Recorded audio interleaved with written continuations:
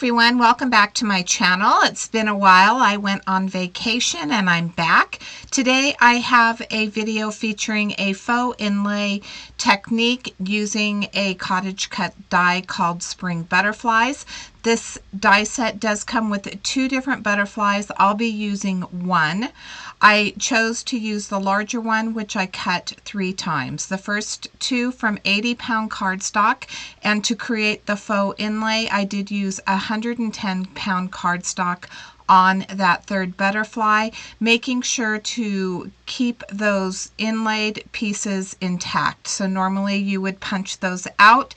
That's the design of this butterfly, but in this case, using the heavier cardstock, you would need to use one of those Spellbinders 2-in-1 tools and kind of poke those ones out. It's a clean cut. They just stayed inlaid because the paper is heavier.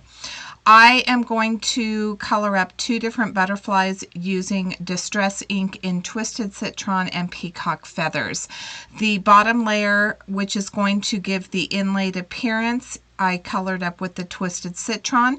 This is the top layer, and I am going to use both colors on this layer. For the 2 bottom layers, you don't need to worry about coloring up the body of the butterfly. It's going to show on this layer, so I started with the peacock feathers on the body, and then I went over the top of it with the Twisted Citron. I am going to do the reverse on the second butterfly that I color up, and you're going to see the difference in the way that you add the ink. So by adding the Twisted Citron first and then adding the peacock feathers, or adding the peacock feathers first and adding the Twisted Citron, is really going to give you a different look, even though you are using 2 different ink. You're using the same ink colors. For the second layer, I colored it up using the peacock feathers. I was very heavy-handed because I wanted intense color, nice contrast. I am adding glue all the way around this butterfly, including the wings and the body, and I am going to add it over the top. And look at how beautiful that is. Now you could leave this as it is. It's absolutely gorgeous. These 2 colors together are fabulous. But I am going to step it up a notch, and we are going to add glue to the body of the top layer only, which will give the wings movement and dimension. So now, if you did an inlay die cut technique, you would take all of those little pieces that you punched out and you would have to put them back in, and you would have a one-layered butterfly. By doing it this way, using the heavier cardstock at the bottom of the butterfly and then adding the 2 layers over the top, you're getting a nice dimensional butterfly. When you look at the card, you're going to see underneath the wings the butterfly, and then of course you have the interest with the movement at the very top. Moving on to butterfly number 2, as I suggested, we are going to do a reverse. So the bottom layer is going to be the peacock feathers. I left those pieces inlaid in that 110-pound cardstock. I'm going to move on to my second layer, which is going to be the Twisted Citron, and we'll add that over the top. And I'm just getting that really nice, deep, heavy coat of that Twisted Citron. I'll use my glue to glue the entire body and the wings down. So for the top layer, you're only adding glue to the body. And again, the butterfly is absolutely gorgeous with just the 2 layers, but of course I like that dimension and I like that movement. This time for the body of the butterfly, I am going to go in the reverse order. So let's start coloring this up using my blending brushes, adding that Twisted Citron, and then adding the coat of peacock feathers to the body to begin with. I'm going to blend this around, and then I'll add a little bit of the Twisted Citron again.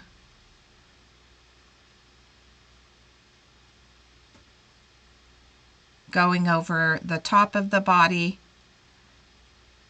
And you're going to see when I put the 2 butterflies together, once I get this body attached, that I do have a little bit different look based on the order that I added the ink to the body of the butterflies, and they're absolutely gorgeous. I love this technique.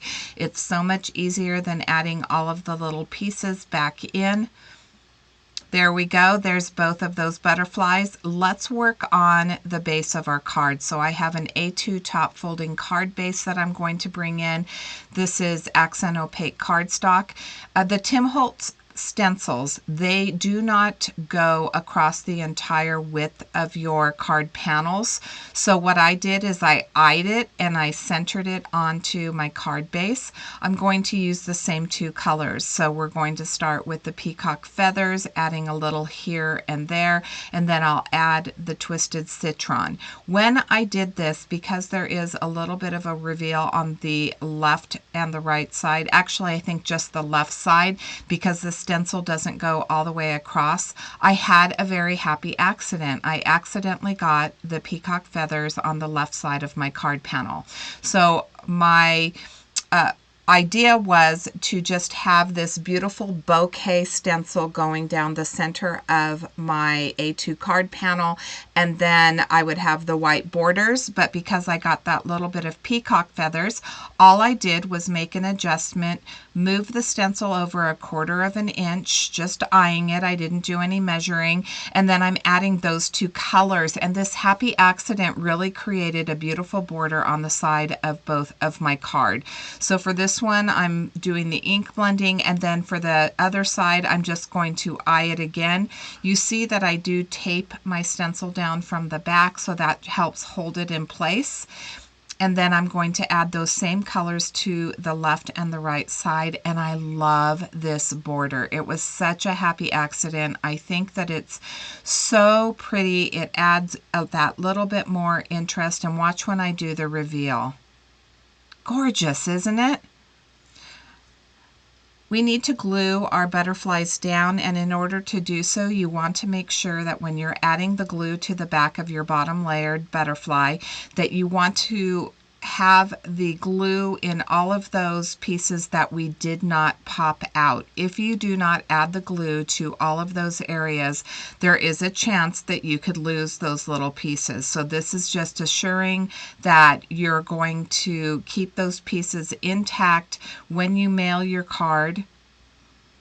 And so I'm being very careful with my glue, making sure that I hit all of those areas and also around the edges.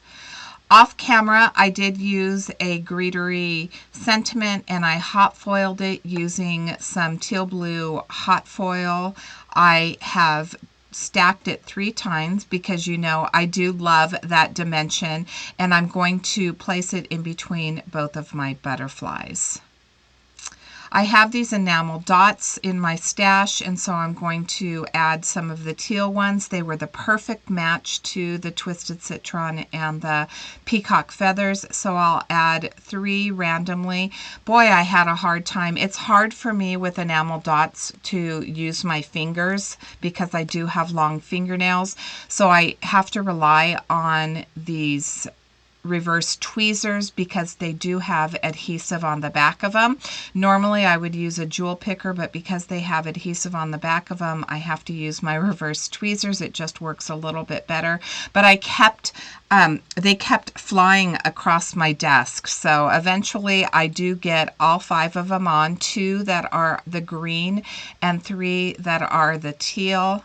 And once I add these, I will show you the dimension on this. As I may have said before, you are going to see, because we do have that lift on the butterfly wings, you are going to see the beautiful inlay underneath when you look at the card from different directions right there.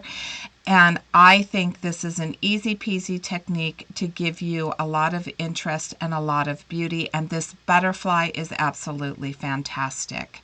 Thanks so much for joining me today. And until next time, I hope you have a fabulous day.